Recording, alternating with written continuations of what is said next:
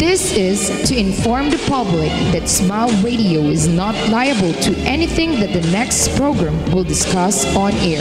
The radio station is encouraging responsible broadcasting to all our clients. In case of any illegalities which will occur therein, Smile Radio will not be responsible.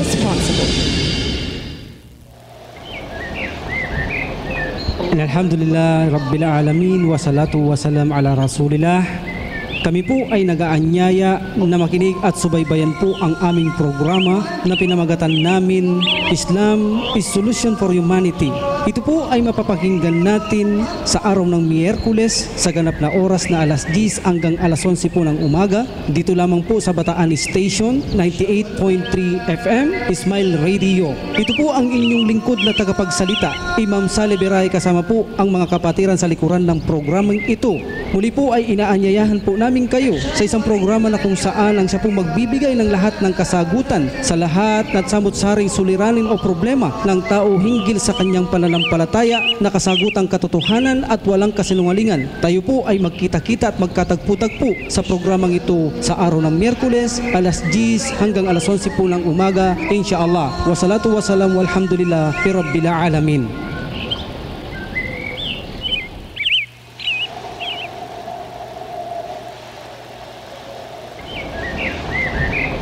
Allahu Akbar, Allahu Akbar. Allahu Akbar, Allah.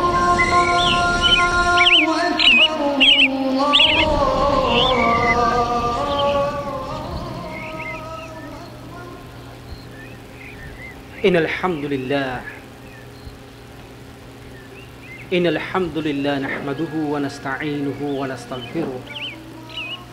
ونعوذ بالله من شرور أنفسنا ومن سيئات أعمالنا إنه من يهده الله فلا مضل له ومن يضلل فلا هادي له أشهد أن لا إله إلا الله وحده لا شريك له وأشهد أن محمدا عبده ورسوله صلى الله عليه وعلى آله وأصحابه وَمَنْ تَبِعَهُمْ بِإِحْسَانٍ إِلَى يَوْمِ الدِّينِ.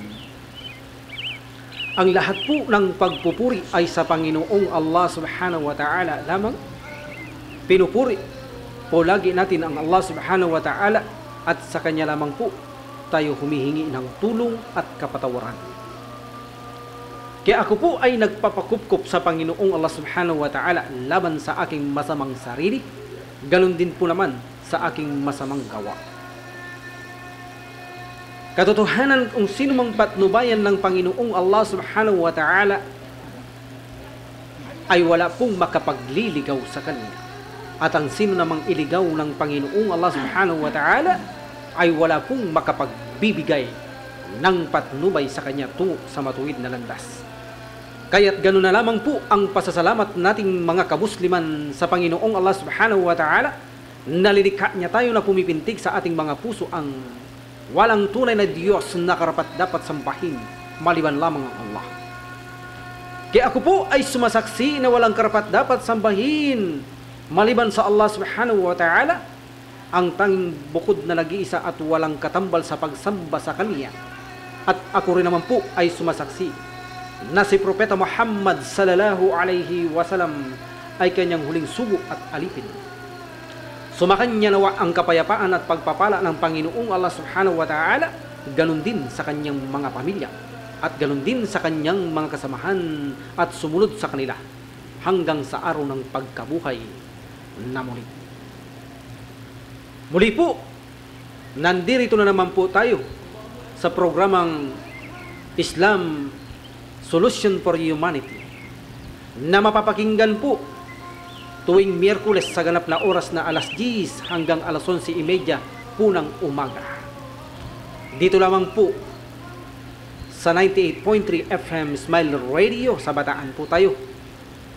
At para naman po doon sa mga malalayong lugar na hindi na kayang abutan ng ating programa o radio station ay maaari nyo po kaming mapakinggan at mapanood ng live. Tuktukin nyo lamang po sa inyong mga internet ang www.smileradio.com www.ustream.channel www.ustream.radio-radio-98-3-FM. Yan po. Live nyo po kaming mapapakinggan dyan. Tuktukin nyo lamang po www.ustream.tv/channel/smile-radio-98-3-FM. Ito po ang inyong lingkod na sadyang mapapagkatiwalaan. Kasama po ng kapatid natin si Brother Musa na sadya pong nagmamalasakit sa ating mga kapatirang Muslim at mga kababayan na kung saan kasama rin po sa programang ito na nasa kabilang linya. Nakaantabay lamang po sa atin ang ating mga mahal na kapatid na si Brother Harun at si Brother Isha. Po. Yan nga po pala. Para po sa mga nagnanais mag-text. Po. Nagnanais mag-text, magpadala po ng katanungan. Ito po ang mga number na maaari niyong padalan ng text bilang katanungan sa aming mobile. 0998-6497-250 o kaya naman po ay 0929942366. Ang sino man po ang mag-text sa unang 5 na nagpadala ng katanungan ay makakatanggap po siya ng bilang sadaka ng ating mga kapatid. Samantalahin nyo na po ito habang mayroon nagbibigay ng sadaka ng load ng 100 pesos po. No po? Yaong pong isang number po, hindi po yaong 5 katanungan ay pagkatapos isang number, no, hindi po. Isang number po, magkakaroon siya ng 100 load, bagamat 2 o 3 kanyang katanungan po. Na po? Ngunit kung iba-ibang numero ang mga nagtatanong po ay magkakaroon po ang mga ito sa unang 5 na mauuna pong magpadala ng kanilang katanungan. Sa mga numero ito ay pagkakalooban po natin sila ng 100 pisong load. No po, ipadadala po namin ang PIN number ng card upang sa ganun ay ma-register nyo ito sa sino man pong nag-text. At para naman po sa live na nais magbigay ng question o kaya naman po ay magbahagi ng kaalaman sa pananampalatayang Islam o nais pong magtanong sa pamamagitan ng landline, ito po ang aming numero 472-371-993. Muli po ay binabati namin ng magandang pagbati ang aming mga kapatiran ng Assalamu alaikum warahmatullahi ta'ala barakatuh. Unang-una, of course, sa aking mga pamilya at ganon din kay Abdul Jalil at kanyang asawa na si Suaraya at kanyang mga pamilya. Ganon din kay Brother Ayub at Mariam na hindi nagsasawang nakikinig po sa ating programa. Nandiyan po sila sa California at ang aking kapatid na bagong yakap dyan po sa Japan na si Zainab ay binabati po natin sila ng Assalamualaikum warahmatullahi wabarakatuh. Ganon din po sa mga Ikhlas Group sa Gitnang Silangan. Ganon din po kay Idris Polares at kanyang mga pamilya at kanyang asawa. Ganon din po kay Janna na taga Jordan, bago pong yakap ito, at kay Yahya Jan Baldera na kung saan nandiyan po sa Riyadh, na kung saan ay ipinaaabot niya rin ang kanyang pagbati sa kanyang mga pamilya sa mga Corellia diyan sa Salvacion, Sorsogon. No po, pinapaabot po ng kapatid natin to ang pangungumusta sa inyo. Naway patuloy po kayong makinig sa ating programa at magabayan din kayo, kayong hindi pa po Muslim sa matuwid na landas. Ganun din po kay Jannat Said Muhammad, no po, diyan sa Bahrain ay pinaabot natin ng kapayapaan sa kanila. Ganun din kay Rowena Sabdula ng Sabdula Kabuntalan, Sanduto Kabuntalan, Linda Kabuntalan ng North Cotabato po. No po, sila po ay umantabay at nakikinig din sa programang ito. Ganon din po kay Muhammad Richard Montero ng Jeddah at Abdul Hadi Alaba ng Damam. Ganon din po ay nagpapaabot ng pagpapasalamat ang dalawa nating kapatid na masigasig din nagpapalaganap sa pananampalatayang Islam na si Abdurrahman at Abdurrahim Cruz, na kung saan kahapon po ay nasa Olonga po sila. Nagpapasalamat po sila sa magandang pagtanggap nila sa mga kapatid natin dyan. No po, sa Olonga po, sa station ng mga pulis niya sa tabi ng munisipyo, Station 1, kung saan po ay napakarami po ang nagsyahada din doon po sa Olonga po, sa Station 1 na tabi ng munisipyo. No po, ganun din katulad ng Balanga noon na maraming kapatid na mga Muslim na bagong yakap dito, ay pinaaabot po natin ang Assalamualaikum warahmatullahi ta'ala wabarakatuh sa inyong lahat, at bigyan muna natin pagkakataon ng ating kapatid na si Musa na makapagbati bago natin dakuhan po ang ating pagsasaluhan sa umagang ito na napakaganda po na inihanda natin para sa ating mga kababayan at ganoon din sa ating mga kapatirang mga Muslim. Sige po sa iyong pagkakataon, Brother Musa. Assalamualaikum. Waalaikumsalam warahmatullahi ta'ala wabarakatuh. So, alhamdulillah rabbil alamin wassalatu wassalam ala rasulillah wa asyhadu an la ilaha illallah wahdahu la syarikalah wa asyhadu anna Muhammadan abduhu wa rasuluh sallallahu alaihi wasallam. So alhamdulillah, bago po lahat, binabati ko po ang ating mga kapatiran ng isang magandang pagbati sa pananampalatayang Islam ng Assalamualaikum warahmatullahi ta'ala wabarakatuh. At ganoon din po sa mga kapatid natin na walang sawang nakikinig sa programang Islam Solution for Humanity dito sa programa ng Bataan Radio Station na Smile FM 98.3. So ganoon din po sa ating mga kababayan na wala pa sa pananampalatayang Islam na kusan ang istasyon ito ang ginamit nilang paraan upang mapag-aralan ang mga agam-agam patungkol sa reliyong Islam. Inshallah, binabati ko po kayo ng magandang umaga at naway gabayan tayo ng Allah Subhanahu wa Ta'ala sa ating pag-aaral bilang paghanap sa tuwid na daan, inshallah. So ganun po, binabati ko rin ang ating mga kapatiran sa Guagua, Pampanga. At ganoon din sa ating Jamaah Lubao sa Al-Aziz Masjid. Binabati ko po ang ating mga kapatiran ng Assalamualaikum warahmatullahi ta'ala wabarakatuh. So ganoon po, muli po ibalik natin ang pagsalita kay Brother Saleh, inshallah, upang maumpisa na ang paksa na kusan ni napakainit na paksa, inshallah. Alhamdulillah, bismillah brother, alhamdulillah. Alhamdulillah, la hawla wala quwata illa billah. Po, sa araw po ito, ano po ang ating magiging paksa? Ano po? Ang magiging paksa po natin sa araw na ito bago natin sagutin ang mga katanungan, insyaallah, na kung saan nakantabay sa kabilang linya ang ating mga kapatid na naghihintay sa katanungan upang makapagbahagi ng kanilang mga kasagutan. Nawa ay nasa kabilang linya sila upang makapagbahagi, insyaallah. Ang inihanda po natin sa araw na ito na ating papaksahin ay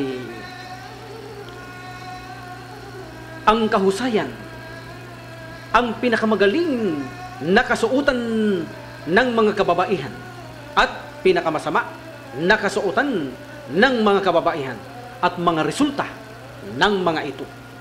Ito po ang ating inihanda ngayon na ating bibigyang solusyon sa araw na ito, insyaallah, sa programang Islam Solution for Humanity. Ibig pong sabihin ay ang paksa po natin sa araw na ito ay yaong baagang marami sa ating mga kababayan na hindi ito nauunawahan, na sinasabi nila ang pagbibihis o pagdadamit ng mga babaeng kamusliman ay masyadong killjoy. Ang init-init nakabalot sila. Pinagtatawanan ang mga kababaihang Muslim kung bakit sila nakabalot. Sapagkat hindi po nila nauunawahan, kaya nila ito nagagawa. Kaya po sa araw na ito ay ipaaabot po natin sa ating mga kababayan at ganoon din sa ating mga kapatirang kababayang Musliman na hindi po nagbabalot ng kanilang mga hijab. No po, sa araw na ito ay susolusyonan natin kung bakit ito ipinag-utos ng Panginoong Allah Subhanahu wa Ta'ala, ano ang dahilan. Katotohanan po mga kapatid ko sa pananampalataya at mga kababayan, ang dakilang manglilikha po ang Allah Subhanahu wa Ta'ala, ang naglikha po ng lahat-lahat ng mga bagay, nakikita man o hindi, ang kalangitan at mga kalupaan at sa pagitan nito. Kung ang lahat po na ito ay nilikha ng Panginoong Allah Subhanahu wa Ta'ala ng perpekto at hindi mapagkakamalian ng tao maliban sa mga hindi naniniwala sa Diyos, ay katotohanan po, kung ang dami ng linikhang ito ay perpekto, ay higit niya po at madaling gawin ang kasulatan upang mamuhay ang tao na mapayapa sa mundong ito. Sapagkat po ang Allah Subhanahu wa Ta'ala ang manlilikha, alam niya ang kanyang mga linikha at alam niya rin po kung anong batas ang ipadadala niya sa tao upang ang tao ay mamuhay ng mapayapa at matahimik sa mundong ito. Yan po ang katotohanan. Kapag po ang tao ay sinuway niya ang utos ng dakilang manlilikha na ipinadala sa kanya, ay tiyak po magiging malala ang resulta niya sa mundong ito. Tila baga tulad po, halimbawa, kapag ikaw ay bibili ng gamot, nakalaad o nakalagay doon ang description ng gamot. Kung ikaw ay mayroon sakit sa bato, sasabihin ng gamot, huwag mong inumin ito. Ipinagbabawal sa iyo o ipinagbabawal sa may sakit na bato na inumin ang gamot na ito. Kapag ito ay iyong ininom at mayroon kang sakit sa bato, ano mangyayari sa iyo, aber? Maaaring ikipansala mo ito, ikapinsala o ikamatay mo ang bagay na ito. Ganito rin po ang dakilang manlilikha. Nagbigay din po siya ng description sa atin o katalog na ibig sabihin ang huling kasulatan na daladala ng Propeta Muhammad sallallahu alaihi wasallam, ang banal na Quran. Dito nakalagay ang dapat gawin ng tao at hindi dapat gawin ng tao. Kapag sinuway mo ang dakilang manlilikha, tiyak na ang resulta ay magiging kalagim-lagim ang pagsambulat sa kalupaang ito. Ngunit kung sinunod mo, sana nawa ang Panginoong Allah subhanahu wa ta'ala na manlilikha at may kaalaman na siya ang magpadala na kung anong patnubay ipadadala niya sa tao upang mamuhay ng tahimik at mapayapa sa mundong ito. Kapag sinunod mo, kapatid, tiyak na ang pamumuhay natin dito sa mundong ito ay maligaya. Walang gulo.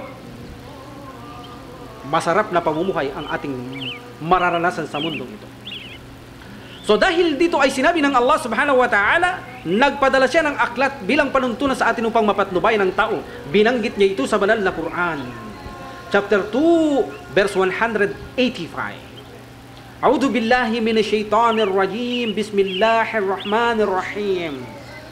Syahru Ramadan alladhi unzila fihi al-Qur'anu hudan linnas wa bayyinatin minal huda wal furqan. At ipinadala namin sa buwan ng Ramadan ang aklat, ang Quran, bilang patnubay sa sangkatauhan. At ito rin ay isang maliwanag na tanda. At ipinadala ang banal na Quran upang malaman o maging pamantayan sa tama at mali. Yan po ang kasulatan. So, ibig pong sabihin ay, naririto po sa aklat na ito kung ano ang dapat gawin ng tao at anong dapat niyang iwasan. So, isa sa araw na ito ang ating papaksahin ang patungkol sa pagbabalot ng mga kababaihang Muslim at mga hindi nagbabalot. Kasama na po rito, of course, ang hindi mga Muslim ay hindi po ito nagbabalot. Ang programang ito po ay balansi palagi. May pakinabang po sa ating mga kapatiran sa pananampalatayang Islam at sa ating mga kababayan o kaya hindi pa mga Muslim. Sa banal na Quran po ay sinabi ng Panginoong Allah subhanahu wa ta'ala bilang isang batas, bilang isang pamantayan na dapat gawin ng tao na hindi niya dapat obligado itong suwayin, ay binanggit niya ang paganito. Chapter 24 verse 31. Wa kullil mu'minati yahdudna min abasarihinna wa yahfadna furujahunna wa la yadribna zinatahunna illa man zahara minha wal yadribna bikumurihinna ala juyubihinna. At ipahayag sa mga nagsisampalatayang mga babae na ibaba nila ang kanilang paningin at pangalagahan nila ang kanilang masiselang bahagi ng katawan na ito ay mailantad. At huwag nilang ilantad ang kanilang palamuti, maliban kung ano ang nararapat na nakalitaw, ibig sabihin mukha at kamay.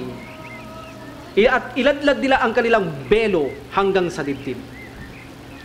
So ito po ay malinaw na pag-uutos ng Panginoong Allah subhanahu wa ta'ala na ang mga kababaihan, hindi lamang po ang mga Muslim, ibig sabihin general, ang mga kababaihang kanyang mga linikha ay nararapat lamang na ibalot nila ang kanilang mga katawan at wala silang dapat ipakita kung ano lang ang nararapat ang mukha upang makita niya ang daan at ganun din ang kamay. Ito po ay utos ng dakilang manlilikha sa sangkatauhan. Ibig pong sabihin ay hindi lamang dapat sa Muslim.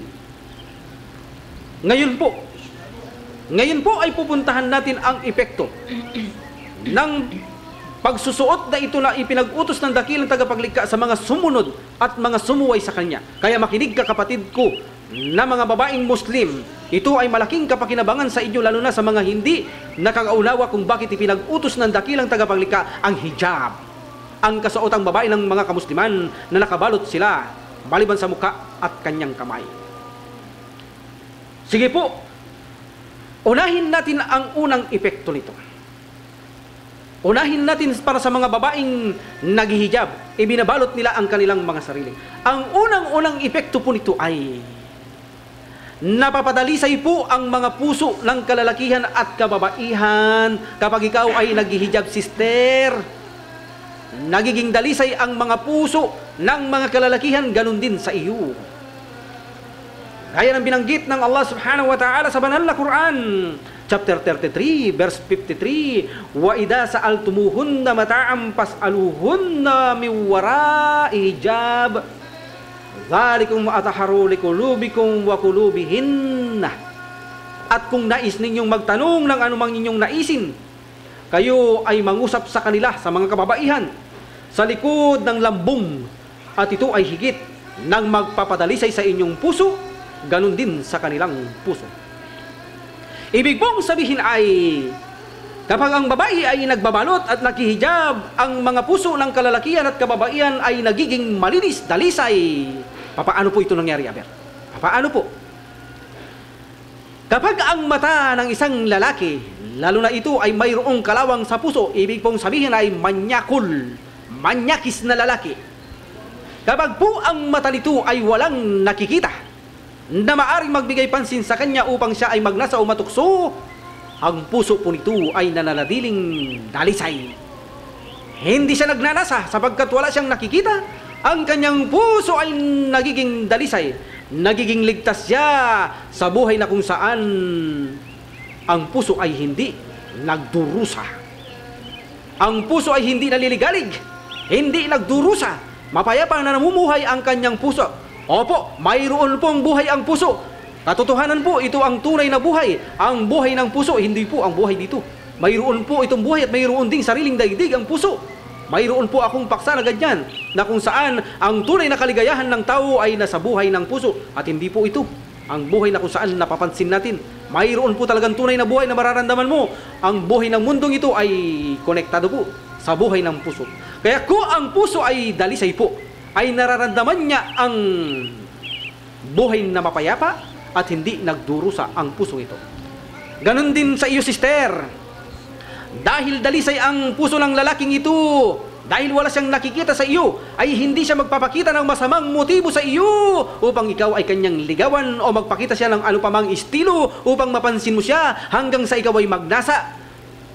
Hindi mangyayari ito sapagkat hindi niya gagawin ito sapagkat dalisay ang kanyang puso. Hindi siya nagnanasa. Malayo na magpakita ng motibo sa ganito ay iyo, sister, ang iyong puso ay nananatili ding dalisay, ligtas sa kasamaan, ligtas sa pagnanasa na marumi, ligtas sa pagdurusa ng mga puso. Ibig pong sabihin ay kapag ang mga puso ay dalisay, ang bawat puso ng mga tao ay namumuhay ng normal at mapayapa. Higit sa lahat, hindi nagagambala, hindi ito nag-aalala, hindi nagiging balisa, hindi siya nagdurusa. Ibig sabihin na ay namumuhay ang iyong puso na mapayapa at ligtas na pamumuhay sa mundong ito.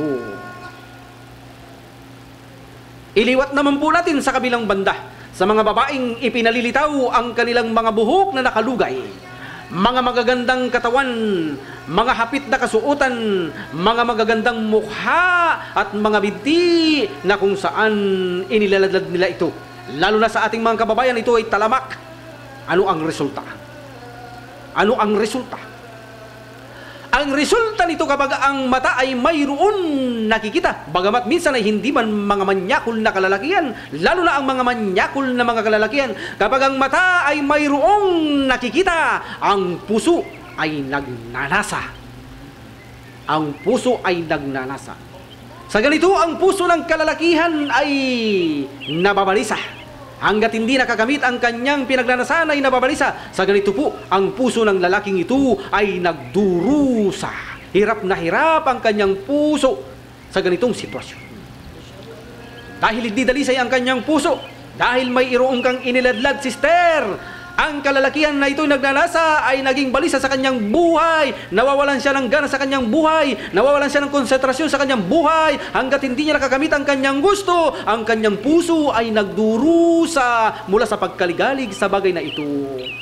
Sa ganito ay magpapakita siya ng motibo sa iyo na kung saan sakali ay magustuhan mo rin siya. Sa ganito ang iyong puso ay mawawalan ng kadalisayan hanggat matuto ka na rin na magnasa sa kanya. Sa ganito ang iyong puso ay magdurusa. Sa ganito ang bawat magkabilang panig ay namumuhay ang puso na marumi, hindi dalisay, namumuhay na puno ng ligalig sa mundong ito. At higit sa lahat, hirap na hirap ang puso namumuhay ng pagdurusa. Yan po ang unang epekto na po kapag ikaw na babae ay nakabalot tulad ng mga sister na mga kamusliman na sinunod nila ang Panginoong Allah Subhanahu wa Ta'ala, ang mga puso ng kalalakihan at kababaihan ay nagiging dalisay. Ngunit kapag ito'y sinuway mo, ang mga puso ng kalalakihan at mga kababaihan ay nagiging marumi, nagiging hindi po dalisay at namumuhay sa madilim at pasakit na puno sa mga puso na siyang nagbibigay pasakit sa sarili ng sangkatauhan. Pangalawa pong epekto nito, kapag po ikaw o sister ay inilaladlad mo ang iyong buhok, nasa piling mo ay ang ganda-ganda mo, nasa piling mo ay ikaw ay parang artista na inahangahan, ang ganda-ganda mo, ang sexy-sexy mo, hindi mo ba alam, sister, na pinagpipiestahan ka ng mga mata ng mga manyakis na mga kalalakihan? Yan po ang totoong resulta na nangyayari sa iyo. Ikaw ay pinauulanan ng mga tingin na puno ng pagnanasa, pinagpipiestahan ka lamang, hindi mo ba alam? Sa ganito po ay gumagawa ka ng katukso-tukso sa iyong sarili kapag inilaladlad mo ang iyong katawan, ang iyong binti, ang iyong leeg, ang iyong buhok, ay itinuturo mo lamang na ang mga kalalakihan ay matukso sa iyo at magkaroon ng matinding pagnanasa. Hindi mo ba alam, sister, nang dahil dyan ay tinuturuan mo sila na makagawa ng mga mahahalay na kasalanan na siyang dahilan kung bakit nila ginagahasa ang mga sanggol. Nang dahil sa mga kagawang mga iyan, sister. Nang dahil sa hindi pagbabalot, bagamat malabo na kayo ay makamit nila sa kanilang pagnanasa, maaari ko sila ay pumasok ng mga CR upang magparaos doon bilang pagkakasala na kung saan ang pagpaparaos sa sarili maraming epekto sa iyong sarili. Ngunit kung hindi nila ito gagawin, minsan ay ginagawa nila, walang pinipili, kahit matanda o sanggol ay ginagahasa nila. Saan ito nagmula? Dahil sa iyong kagagawan, sister. Ginawa mo na ilantad mo ang iyong katawan nang dahil dito sila'y nagtindi ng magnasa ng matindi. Sa ganito ay wala silang pinili lamang kababayan, kahit na ang mga kalunos-lunos na sanggol ay nalakawin at gagasain at papatayin. Ikaw ang nagtulak, sister. Ikaw ang nagtulak sa kasalanan ito dahil sa gagawan mo na ikaw ay sinulungat mo, sinuway mo ang dakilang maglilikha. Ano ang epekto? Ikaw ay nagtulak na makagawa ang isang kalalakihan ng karumal-dumal na kasalanan sa mundong ito. Ikaw ang nagtulak sa pamumuhay na kung saan na ipalaganap ang mga ganyang gawaing panggagahasa, panghahalay ng hindi makatarungan. Nakikita mo ang Pilipinas? Nakikita niyo ang Pilipinas, saber? Dahil sinuway nila ang Panginoong Allah Subhanahu wa Ta'ala na marami namang babaeng kamusliman ang gumagaya sa kanila na ilaladlad ang kanilang mga katawan. Anong resulta? Anong resulta? Araw-araw na lang sa mga babasahin at mga napakikinggang radyo at mga telebisyon ang panghahalay ng mga kalalakihan sa mga kalunos-lunos at walang kalaban-laban na mga kababaihan. Saan ito nagmula? Saan ito nagmula? Dahil sa kararampot na pagtingin sa iniladlad mong katawan, sister, na buo ang isang malaking pagnanasa sa kanyang sarili, at sa ganito ang pagnanasang ito ay ibinuhos niya sa mga kalunos-lunos na kababayan na walang kalaban-laban na pagkatapos halayin ay papatayin. Ikaw ang may kasalanan, sister. Ikaw ang may kasalanan nito kung bakit nangyari ito. Sinalungat mo ang dakilang manlilika na kung saan alam niya kung anong patnubay ang ibibigay sa atin. Kapag ito ay sinuway mo, alam niya rin ang magaganap. Kaya naman ipinagutos niya ito upang hindi mangyari. So dahil ito ay ginawa natin na hiladlad ang ating mga sarili, makita mong epekto, karumal-dumal ang epektong ito. So para naman sa sister na sinunod niya, ang dakilang manlilikha na ibinalot niya ang kanyang katawan, abay, hindi po natutukso ang mga kalalakihan. Hindi po natutukso.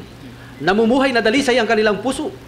So kung ang lahat ng mga kababaihan ay sundin ng Allah Subhanahu wa Ta'ala na sila ay nagbabalot, walang lalaki kahit manyakol ay hindi ito matutukso, at sa ganito ay wala tuloy na mga kawawang sanggol at matatanda ang madadamay sa ganitong mga kahalayan at pagpatay. Mananatili na ligtas ang mga kababaihan saan man dako sila mapunta, sa madilimman at maliwanag. Mananatiling mapayapa at ligtas at buo ang kalooban na walang mangyayaring masama sa kanila. Sapagkat bakit? Walang natutukso. Walang makakabuo ng kahalayang ganitong mga uri ng malalaking pagnanasa. Wala kasing natutukso. So malaki po ang kaibahan ng babaeng nagbabalot at hindi ibinabalot ang kanyang sarili no po. Nakikita po natin. Isa pa po, kapag ang babae ay hindi nagbabalot, sinuway niya ang dakilang manlilika, ay nawawalan po ng depensa o proteksyon ang iyong sarili. Yan po ang totoo. Ang hijab po ay depensa o proteksyon sa babae. Abay, subukan mong iladlad ang iyong kayamanan sa labas ng bahay. At wala itong depensa, huwag mong bantayan. Sa palagay nyo ba ay tatagal ito na hindi na nakawin ng tao? Ganin din po sa inyo, sister. Kapag ikaw ay hindi na nagbalot at ipinakita mo ang inaakala mo na dapat purihin sa iyo na kagandahan at katawan, ay nawalan ka po ng proteksyon. Sa ganito po ay pagnanasahan ka ng maraming kalalakihan, at sa ganito po ay maaaring pagplanuhan ka ng plan 1, plan 2, plan 3, hanggang sa makuha nila ang ginugusto nila sa iyo, hanggang sa ikaw ay mahalay nila, at pagkatapos ay tangkain pang patayin upang hindi makapagbigay saksi kung saan maaari silang mapahamak ang mga hahalay na ito. Nawalan ka ng proteksyon. Kung hindi naman po, sister, ay makinig ka. Matututo itong lalaki na ito magpakita ng masamang motibo sa iyo, liligawan ka niya. At kapag ikaw ay linigawan niya at nagustuhan mo rin siya, bagamat ikaw ay may pamilya, may mga anak, saan ito hahantong, haber? Nagsimula sa isang titig na kung saan nagsimula sa maliit na sunog hanggang lumaki. Sa ganito ay nagkasundo, nag-umpisa sa pa-date, at sa ganun ay pumasok sa hotel o sa motel, at pagkatapos nagkaroon ng komunikasyon, pagtatalik, at sa ganito ang patutunguhan sa bandang huli ay bala. Kung hindi bala ay kamatayan, kung hindi kamatayan ay pagkawasak ng pamilya. Nalaman ni Mister, nagkaroon ng kaguluhan ng pamilya, nagkahiwalay ang mag-asawa, damay pati ang mga pamilya, ang mga anak. Sa ganito, ang mga anak ay namuhay sa malulung na bisyo at nagpagala-gala sa madilim na landas. Nakita mo? Nakita nyo? Nakita nyo ang mga karumaldumal na pangyayari kapag sinuway natin ang dakilang manlilikha. Kaya ikaw na sister na Muslim na pinag-uutusan ng Allah subhanahu wa ta'ala, huwag mong gayahin ang mga kababaihang hindi naghihijab.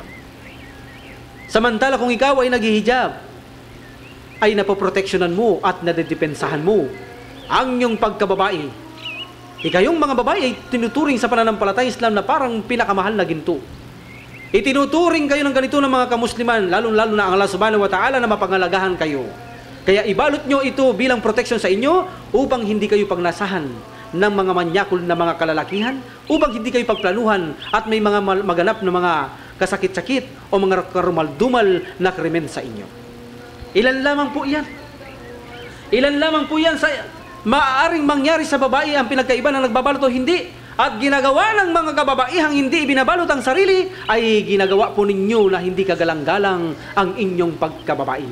Abay, subukan mong tumawid sa tundo. Dumaan ka doon kung hindi ka sisipulan doon at babastusin. Subukan mo ang Muslim na babae na nakabalot, padaanin mo doon. Abay, natatakot. Buong paggalang nila itong hindi binabastos. Yan po ang totoo. Yan po ang totoo. Alam niyo po ba ang epekto na nakakatakot?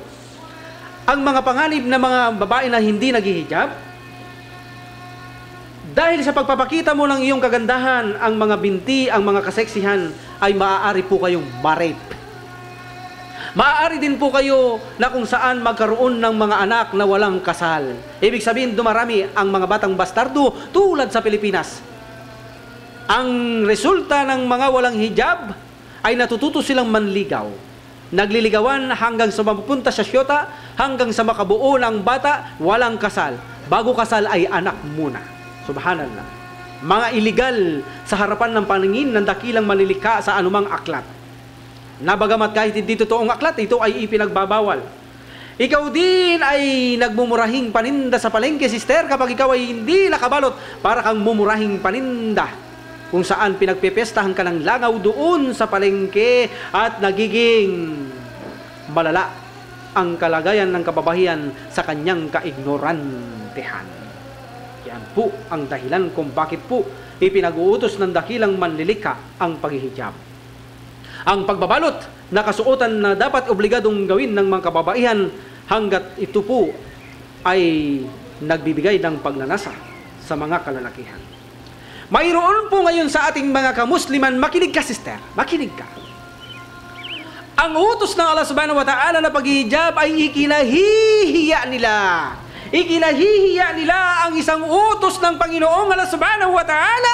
Bakit mo ikahihiya, sister? Bakit mo ikahihiya na sabihin mo na ikaw ay Muslim, gayong inuutusan ka ng Allah subhanahu wa ta'ala upang ikaw ay depensahan, proteksyonan sa mga manyakis na kalalakihan na may kalawang ang puso, ay ikinahihiya mo ang utos ng Allah subhanahu wa ta'ala? Naghihijab sa harap ng tatay. Naghihijab pag pupunta ng masjid. Naghihijab pag mayroong okasyon. Pag walang tatay, walang okasyon, hindi pupunta ng masjid, tanggal ang hijab. Ibig sabihin, sister, ikaw ay naghihijab bilang pakitang tao. Naghihijab ka lamang sa harapan nito, hindi sa harapan ng Allah subhanahu wa ta'ala. Talalahanin natin, ang hijab ito ay hindi kultura. Ito ay hindi kaugalihan ng mga Arabo, hindi ito pasyonada, hindi ito tradisyon. Ito po ay utos ng Panginoong Allah subhanahu wa ta'ala na sister, habang suot-suot mo ang hijab, segundo ay natutuwa sa iyo ang Panginoong Allah subhanahu wa ta'ala. Ngunit kapag hindi mo ito sinusuot, segundo ang galit at puot ng Panginoong Allah subhanahu wa ta'ala.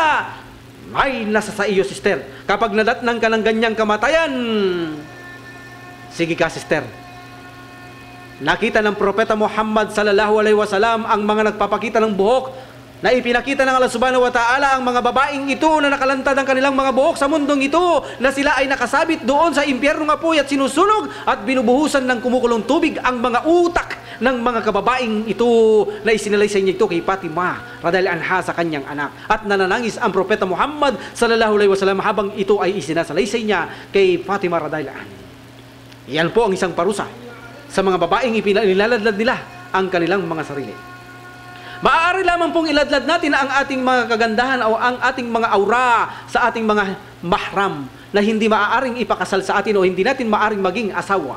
Ganon din po sa mga kalalaki ang mga bulag. Ganon din po sa mga kalalaki ang matanda at wala ng pagnanasa at mahihina. Ganon din po sa mga wala sa sarili. Ganon din po sa loob ng tahanan na kung saan walang kalalakihan, walang ibang tao, o sa lugar na walang kalalakihan. Ganon din po sa mga musmus at bata. Ang dalil po natin dito ay chapter 24 verse 31. Allowed po kayo na maipakita ninyo ang aura sa mga nabanggit po natin. Tandaan ninyo, sister, ang pagsusuot ng hijab ay hindi dapat malinis, malipis, o malinaw, hindi hapit na hapit ang mga isinusuot nating mga hijab. Ang purpose po sa madalit sabi ng hijab ay proteksyonan po kayo ng Allah subhanahu wa ta'ala na makapagbigay ng pagnanasa sa mga kalalakihan. Ito po ang dahilan ng hijab. Kaya naman po kung lalo kayong gumaganda, kapag kayo ay nakahijab at mga kamay ay magwantis kayo at ipakita nyo na lamang ang mata upang makita ang daan. Sa ganito po ay higit na ito mabuti upang mapalayo ang mga pagnanasa ng mga kalalakihan ito na kung saan nabanggit natin ang ilan lamang na magdudulot ng malaking krimen sa kalupaang ito. Ito po ang ilan lamang na ipinaliwanag nating epekto sa kababaihan kung na mahusay na magsuot ng damit. Ay maganda po ang epekto kapag ibinabalot ang katawan. At kapag naman po ililadlad dito ay malaki po naman disgrasya at mga karumal-dumal ang mangyayari at magaganap sa mundong ito sa gaya ng mga nabanggit natin, tulad ng mga binanggit natin kahit kakaunti lamang. Nawa ito ay nakapagbigay ng kahit na mumunting butil lamang upang maunawahan po ng ating mga kababayan at kamusliman kung ano ang dahilan kung bakit ipinag-utos ng dakilang manlilika ang pagsusuot ng hijab o pagbabalot ng mga kababayang Muslim. Of course, sana sa lahat ng mga kababayan, maging hindi man Muslim, ay dapat gawin ito upang maging ligtas ang mga kasamahang magaganap sa kalupahang ito. Insyaallah, bigyan po natin ng daan ang mga katanungan kung saan napakarami na po ng nakatambak na katanungan na natatanggap natin sa Facebook o sa mga tao sa labas na ating natatagpuan sa ating mga dinadawa na nagbibigay silang katanungan, dito natin tinutugon. At of course po, gaya ng sabi natin, ang unang 5 magtatanong sa text na ito ay magkakaroon po kayo ng load mula sa Globe o Smart ng 100 load na sadak ito ng mga kapatid sa pananampalataya, naway pagpalaan sila ng Allah subhanahu wa ta'ala. Sa iyo ang pagkakataon, Brother Musa, na upang masagot natin ang mga tanong na naipon natin. No po? Sa nais po magdadala ng mga katanungan mula sa text po ay maaari kayong mag-text sa numerong 0998 6497 250 o kaya naman 0929 9942 366. At para naman po sa aming landline 4723-71993. Sa yung pagkakataon, brother. Alhamdulillahi Rabbil Alamin. Mashallah, napakaganda ng paksa na binahagi ng ating kapatid na kung saan napakaganda o napakalaking tulong unang-una sa tao. Bakit nga naman kailangan magbalot ng kababaihan? So marami siya nasasakop, alhamdulillah. So ganun pa man po, alhamdulillah, ito po, meron po So tayong, meron na tayo agad text, brother, ha? meron po tayong na-receive na isang text messages, alhamdulillah. Kung saan nanggaling po siya sa 0919-569-8765. Alhamdulillah. Ang tanong po niya, good AM, kapatid, sa Biblia daw po ay nasasabing si Jesus ay Diyos. Kayo po bang mga Muslim ay naniniwala si Jesus ay Diyos? At kung hindi, kaya nyo bang patunayan ito? Allahu Akbar, mashallah. So dito, brother, ang tanong niya ay kung sa Islam o sa ating mga Muslim ay pinaniwalaan ba natin na si Jesus ay Panginoon o siya ay isang Diyos. Kung saan kaya ba natin, isang paghamon to, mashallah, kung kaya ba natin patunayan ito sa Biblia nila na nakasulat na ito ay papapatunayan natin na siya mismo sa Biblia ay nagsabi na hindi siya Diyos. Alhamdulillah. So yung pagkakataon, brother, Alhamdulillah. Dito po sa nagtanong, pakagandang katanungan po na kung saan sa Islam po kasi unang-una, ang painiwala kay Isa alayhisalam o Jesus Christ sa kanilang pagkakilala ay tinuturing lamang po namin siya bilang isang sugo o propeta. Kung saan isa po siya sa pinakamamahal namin mga Muslim na sinugo ng Allah na bilang isa sa mga magbibigay ng gabay sa mga katauhan na ginamit ng Allah. So alhamdulillah, sa Islam po, si Isa alayhisalam o Jesus ay hindi pwedeng tanggapin bilang Diyos sapagkat po may katangian po na ibinigay ang Allah subhanahu wa ta'ala sa kanyang sarili upang makilala namin ang tunay na tagapaglikha.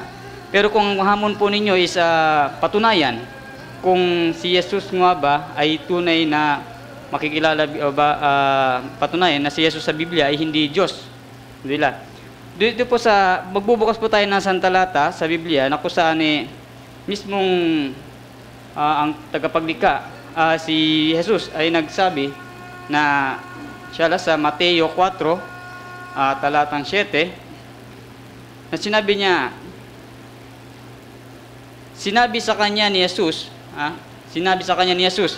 nasusulat din naman, huwag mong tutuksohin ang Panginoon mong Diyos. So dito, isa sa mga patunay siguro siya to, brother, na sinasabi nila na si Jesus ay Yes, Diyos, brother. Diyos. Isa yan sa ginagamit. Nakita ko, napanood ko noon si Gonzales. Sa TV, napanood ko to. Ginamit niya ang talatang yan nung tinutusos siya ni Satanas habang nagayon si Jesus. Ginamit niya yan na sinabi ni Jesus na huwag mong tutuksuhin ang iyong Panginoon Diyos. Sabi niya, si Jesus ang siyang Panginoon, siyang Diyos. Ginamit ni Gonzales yan. So, yun sa nagpadala po ng mensahe, no? Ito po yung isa sa mga ginamit na patunay ng mga aral natin na si Jesus daw ay isang Diyos.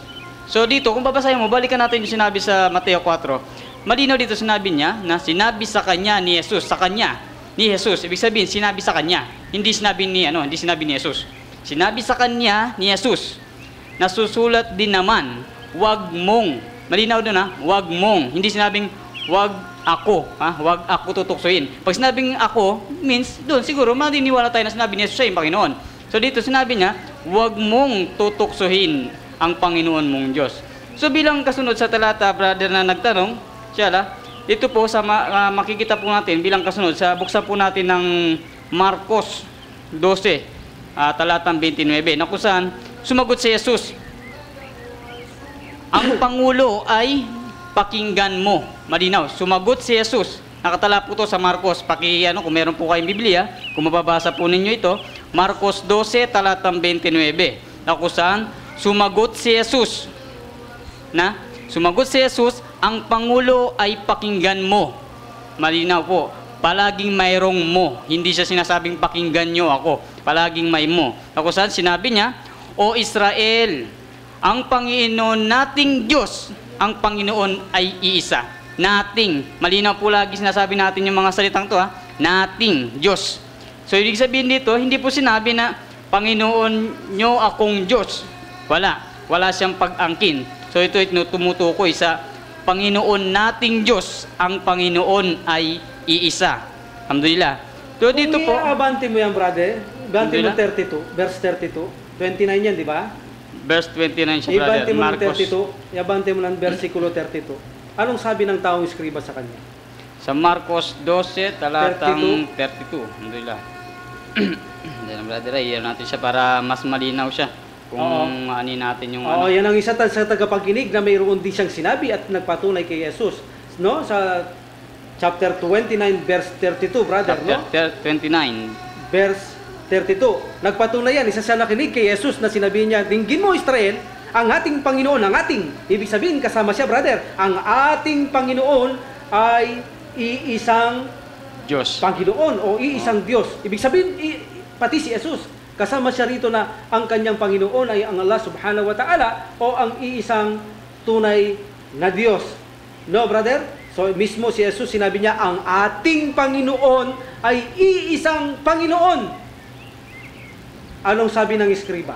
Ang sabi dito sa talatang 32, kung sabihin at sinabi sa kanya ng eskriba, sa katotohanan, guro, ay mabuti ang pagkasabi mo. Mabuti ang pagkasabi mo, sabi niya kay Jesus. Na siya'y iisa. Na siya'y iisa. Allahu Akbar, iisa ha. Siya, bisa meron siyang kasamang siya. Na siya Oo, siya ay isa at wala nang iba. Wala sa nang kanya. iba. Allahu Akbar, Iyan ang masyaallah. mismo na sinabihan ni Jesus, tama ka. Allahu Guro, iisa lang Akbar. talaga ang Diyos, Alhamdulillah. wala nang iba. So Masyaallah. napakalinaw, brother, no? Noon napakalinaw na lagi mayroong kakibat siya na yung mga pag-utos ni Jesus dito sa Biblia o pananalita niya, puro merong siya. Hindi siya wala siyang nasabi na pag-aangkin. Masyaallah. Kasi kung makikita sa mga mangaral, lagi sinasabi, mismo si Jesus ang nagsabi. Pero kung papatunayan sa mga kasulatan, wala naman tayo nakikitang ganon. Alhamdulillah. So doon po sa nakikinig, nagpadala ng mensahe, alhamdulillah, sana'y masundan mo ang mga talata na aming binibigay sa iyo, no? Kung Ako sa- bubuksan mo, brother, ang talatang 9:9 Mateo. 9:9 Mateo. 9. Ako lang magbabasa, brother. Alhamdulillah. Tingnan niyo po ito. Ha? Sa talatang Mateo 9:9, ha? Pakinggan niyo po ito mabuti. At pagdaraan doon ni Jesus, mayroong nagsasalita. Pagdaraan doon ni Jesus, ito po kay Mateo, ang talatang ginamit ko, Mateo 9:9. At pagdaraan doon ni Jesus, may nagsabi kay Jesus, ay nakita niya ang isang tao na kung tawagin ay Mateo. Ibig sabihin, binanggit niya rin si Mateo. Pangalan, Na nakaupo sa pangilinan ng buwis at sinabi ni Jesus sa kanya, sumunod ka sa akin.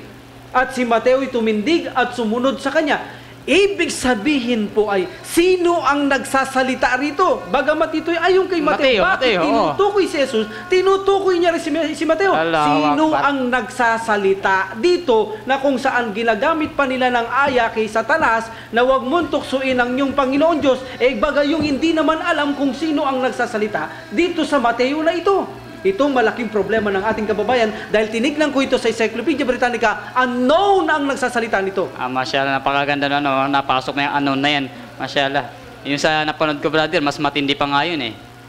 May nagtanong doon sa isa napanood ko, sabi niya, brother, sabi niya, paano matutunayan sa akin na, paano mo masasabi na, ang Diyos, ang Biblia ay salita ng Diyos? Sabi gano'n nung brother nagsasalita. Sabi nung tao, totoong salita ng Diyos yan, sabi ganyan. Ngayon sabi niya, paano mo patutunayan?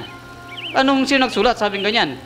Wala mapakita yung tao, brother. Siguro sabi nung kabrother natin na nagtatanong o nagdadawa, nasabi niya na, siguro hindi siya salita ng Diyos. Kung titignan mo naman, unknown, hindi siya salita ng tao. Baka salita ng pakto yan, brother.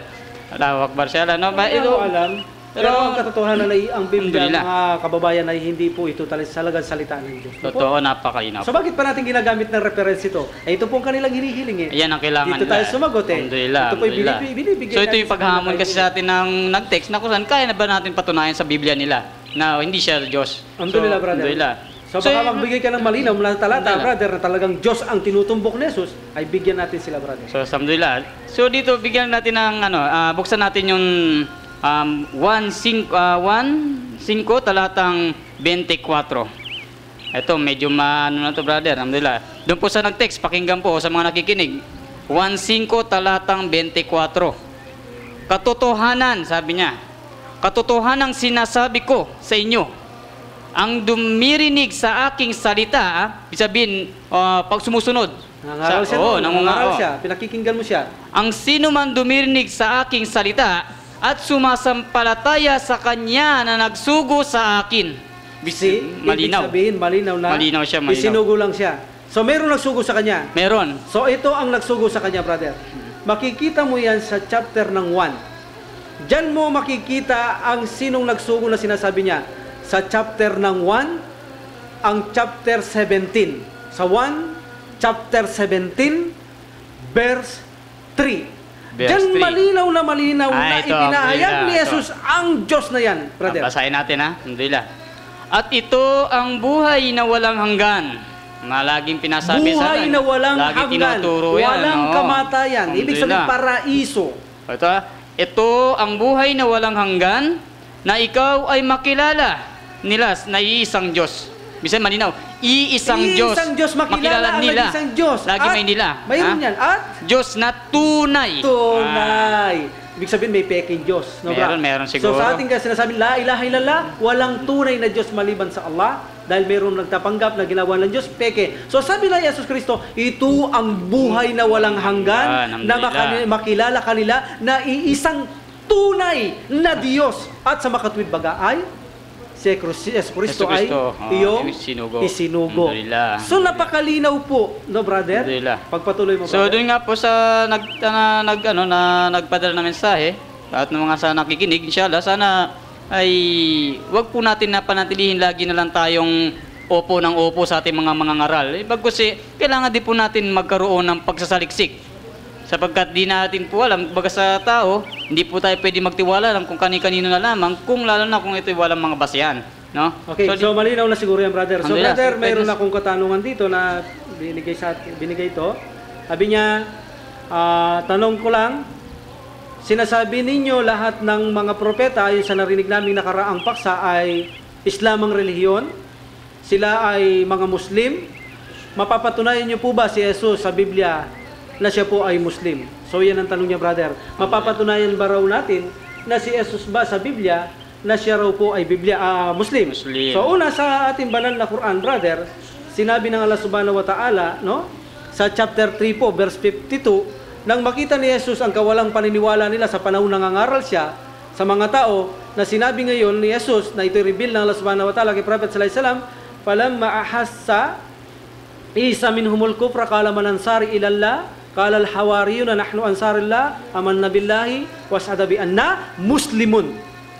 So sabi ni Jesus sa kanila, nung makita nila ang kawalan pananampalataya ni Jesus, sino ang makakatulong sa inyo sa akin para sa Allah? So sinabi ng mga disipulo, kami ang makakatulong mo. Kami ay sumasaksi at sumasamba sa Allah, at ikaw ay saksi, Jesus, na kami ay mga Muslim. Ibig sabihin, maging ang apostol ni Jesus ay Muslim, hindi lamang si Jesus.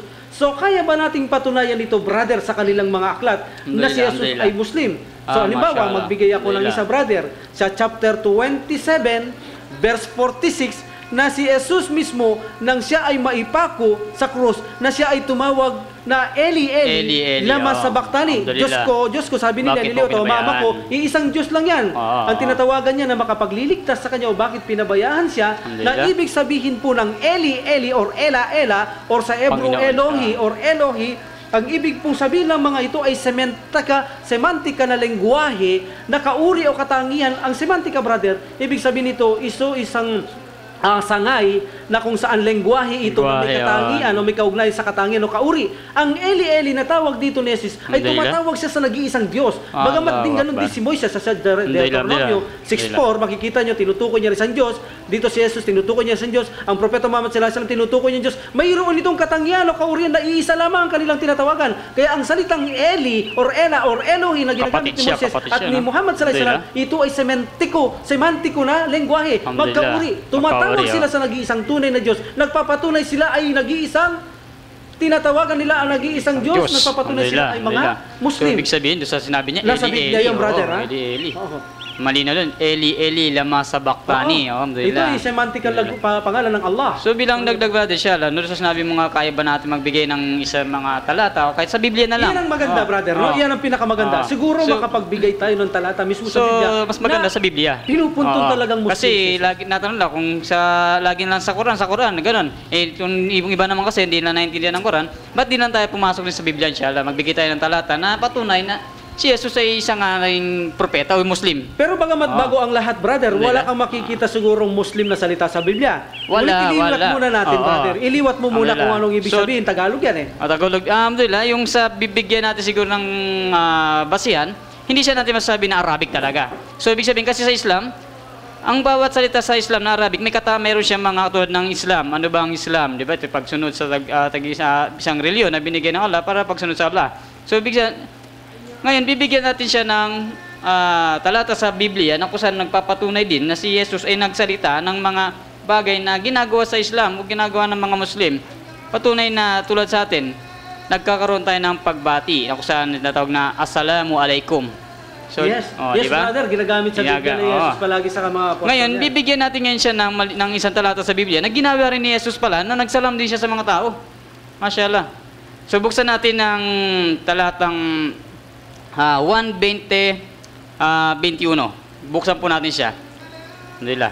So, dito po, sinabi ngang muli, binabasa na po natin ang 1:20-21, na kung saan, sinabi ngang muli sa kanila ni Jesus. Sa mga apostol niya, brother, no? Alhamdulillah. Sa kanya mga apostol, na kung saan, sinabi niya, kapayapaan ang sumainyo. Allahu Akbar. Sa Ay, ibig Arabic. sabihin? Ibig sabihin sa Arabic, Assalamu alaikum. Assalamu alaikum. Mashallah. Ibig sabihin, pagpapatunay, brother, yan na ay gamit ng mga Muslim. Muslim, Na alhamdulillah. ginagamit din ni Jesus sa Biblia. Alhamdulillah, alhamdulillah. Na hindi ito mapapamalian, brother, ha? Hindi, hindi. Isa lang ang Biblia ibig to, sabihin brother. ng Assalamu alaikum. Alhamdulillah. Sumainyo ang kapayapaan. Sumainyo ang kapayapaan. No? Alhamdulillah. So, dito, sinabi niya na, mismo siya nagsabi ng Assalamu alaikum. Sabihin, dito, di naman kasi natin makikita sa mga Biblia. Merong Arabic eh. Wala namang Biblia ng Arabic. Kung may Biblia ng Arabic, malinaw sigurado to. Assalamu alaikum. Oo, yan ang Pero Biblia. dito, ginagamit natin dahil sa lingwahe natin is Pilipino, naggagamit din tayo ng Tagalog version na kung saan sinabi dito mismo, sumainyo ang kapayapaan. Ako saan? Kung papaanong pagkasugo sa akin ng Panginoon, ay gayon din naman ang sinusugo ko kayo. Sabihin Pero dito, brother, ang pinakamaganda dyan ay magpakita tayo ng isang mga bersikulo na tinutumbok niya si Jesus ay Muslim talaga. Yun ang pinakamainam na ayun may ang gusto pakita niyang natin dyan. makita na kung saan Oo. patunay na si Jesus mismo ay Muslim alhamdulillah. talaga, brother. Sige, no? alhamdulillah. Bigyan natin siya ng isang talata sa Biblia. Mateo 26, talatang 39. Pakibuksan po yan. So, yung 26:39, I think yung nagdasal siya nagpatira pa, brother. Dito, siya alam. Isa sa mga, kasi ito brother, kailangan nga dito nga patunayan kung sa Biblia, makikita dito na si Jesus ay Muslim. Oo. Di ba? Pero kung ang pag-uusapan ay sakto sa 1, brother, may makikita ka dyan sa 1. Pakitingin mo ang 1, brother. Sa I think Juan, sa 1:34, chapter 4, verse 34, brother, no? 1:34, no? 4:34, brother. 4:34, alhamdulillah. I think dyan ba sinabi talaga ni Jesus na siya ay Muslim, brother. Kung ililiwat natin yan, no? Sa ating salita, no? Kung ililiwat natin yan, brother, siya mismo ang nagsasabi na siya ay Muslim. Ayan, Pero alhamdulillah. bago mo sa basahin, brother, ang gusto ko munang malaman ng ating kababayan, ang kahulugan ng Muslim, ito ay isang pagkain ng puso. Pagkain ng pusong pang-espiritual na kung saan ay sundin ang kalooban ng dakilang manlilika. Kung anong kanyang kautusan, susundin mo. Ito ang pagkain ng ating puso bilang Alhamdulillah, pang-espiritual. totoo yan, brother. So, Alhamdulillah. ito ang ibig sabihin ng Muslim. Sumusunod, sumusuko, tumatalima Tumatalima. sa kalooban ng utos ng dakilang manlilika. So, ito ang ibig sabihin ng Muslim para malaman ng kababayan natin kasi walang Arabic dyan. Ngayon, brother, mayroon bang ganyan na sinabi ni Jesus na sinusunod ko o pagkain ng aking spiritual ay ang pagsunod sa kalooban ng dakilang manlilika bilang isang Muslim, brother? Alhamdulillah, brother. So, ibig sabihin dito, pinapalabas natin is, pag ito napakita natin sa Biblia na, o sa kanilang kasulatan, na si mismong si Jesus ginawa rin niya ito, ibig sabihin, isa sa katibayan na Muslim si Jesus. Muslim siya. Mismo Sige, ang alhamdulillah, Biblia, sumasang-ayon na si Jesus ay Muslim. Alhamdulillah, so, Ibig sabihin, brother, mawawasak ang katuruan ng Biblia na si anak ng Diyos, na siya na nagligtas ng sanlibutan ng kasalanan, mawawalan lahat yan. Mawawala Sapagkat sa Quran, hindi yan sinabi ni Jesus. Kung mapapatunayan sa Biblia, no po, mas para malinaw po sa sa Biblia. nagtanong, kung ito po'y mapapatunayan namin sa iyo sa Biblia na mayroong ganyan, Alhamdulillah. liwat sa Tagalog, na siya'y Muslim, ibig pong sabihin ay panahon na po na tanggapin nyo na si tanggapin Jesus na. ay Muslim na, brother. Alhamdulillah. Sa iyong pagkakataon, brother. So, dun sa hinihingi mong referensya, mashallah, parang napakaganda nga naman. O sige, buksan natin yung 1, talatang 4:34. 4:34. Basahin po natin siya para mas maintindihan natin talaga na si Jesus nga ba ay Muslim. Dito. 1:4:34. Sinabi sa kanila ni Jesus, mismo si Jesus nagsabi, Ang pagkain ko, mismo tulad ng sinabi mo Ang kanina. pagkain ko. Kanina sinabi mo yan, brother. Spiritual yan, brother. Spiritual, Okay. ha? Ang pagkain ko ay ang aking gawin, ang kalooban ng nagsugo sa akin. Ay ang gawin ng Allahu Akbar. kalooban, ang utos na nagsugo Yan, sa kanya. Even na sa Quran, brother. Alhamdulillah. Ganun din si Prophet Isa alayhis salam. Sundin lang ang utos ng Allah subhanahu wa Alhamdulillah. ta'ala. No? So malinaw sa Biblia na mayroon ganyan bilang spiritual na pagkain ni Jesus ay ang pagsunod lamang sa utos na nagsugo sa kanya. So, yan, ibig isa sa sabihin, mga sinabi mo malinaw na kanina. yan ay equal. Parehas sa parehas. Baga sa 1 plus 1 equals Muslim. Alhamdulillah.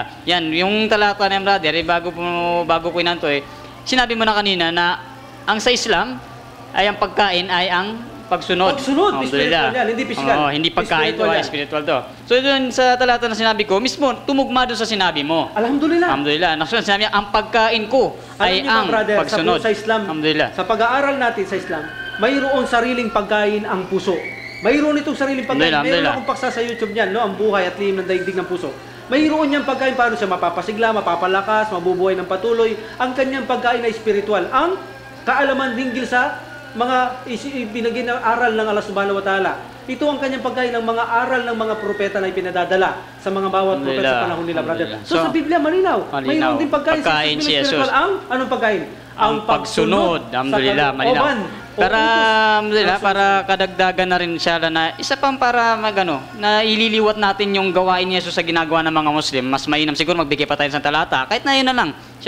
Para na lang maniwala sila na si Jesus pala ay Muslim. Kasi nakikita nila, mga Muslim, anong magbibigay natin na isang halimbawa? Ang mga Muslim na nakikita kadalasan nagdadasal. Sa paanong paraan nagdadasal? Ang tao kahit sino nagdadasal. Ngayon, ang tanong, sa paanong paraan tayo magdadasal? Ang mga Muslim, yung bang patalon-talon? ay hindi ganun, brother. Kasi, kung papasukin, alhamdulillah. Papalakpak, ganun ba, brother? So, yung ganung mga gawain siya, wala namang basihan kasi ng brother Diba? So, ibig sabihin, dito sa atin, ang pagdarasal, ang tanong dito, paano tayo gagawa ng pagdarasal o pagsamba? So, sa Islam kasi, meron tayong sinusunod. Kung Muslim ka, Oo, brother, kung Muslim ka, meron tayong sinusunod. Ngayon, ang tanong dito, si Jesus ba? Ginawa rin ba niya? Paano siya nagpadagdasal? Oo. Yun ang tanong Paano ba nagdasal si Jesus? Kailangan way ng Muslim magdasal kay si Jesus. Diyan, brother. Ang tanong dito, si Jesus ba ay mapapatunayan sa Biblia na siya ay Muslim? Okay. Sige, ngayon, papasukin natin yung ginawa ni Jesus paano siya nagdasal. Sa Mateo 26, talatang 39. Basahin po natin. At lumakad siya sa dako paroon. Malinaw po. At lumakad siya sa dako paroon. At siya ay nagpatira pa. Alhamdulillah. Ano po, sino ba kayang gumagawa ng mga nagdarasal na nagpapatira pa? Meron lang ngayon, bro. Saan? Dating daan. Subhanallah. Dating daan, bago yan. Bago po ito. Dating daan, bago po yan. Nagpapatira pa na rin sila sa pagdarasal. Kasi nababasa nila yan, bro. Alhamdulillah. Bago yan. So tutuloy natin baka sabihin nagpatira pa lang si Jesus Dahil itinigil natin doon sa puntong siya ay nagpatira pa. Pero hindi na alam ng kababayan natin, no? Kahit nagayahin nila ang pagdarasal ng mga propeta, hanggat mali ang kinikilala mong Diyos. Isa pa yun. Yun ang pinanginayan natin sa mga kababayan natin, brother.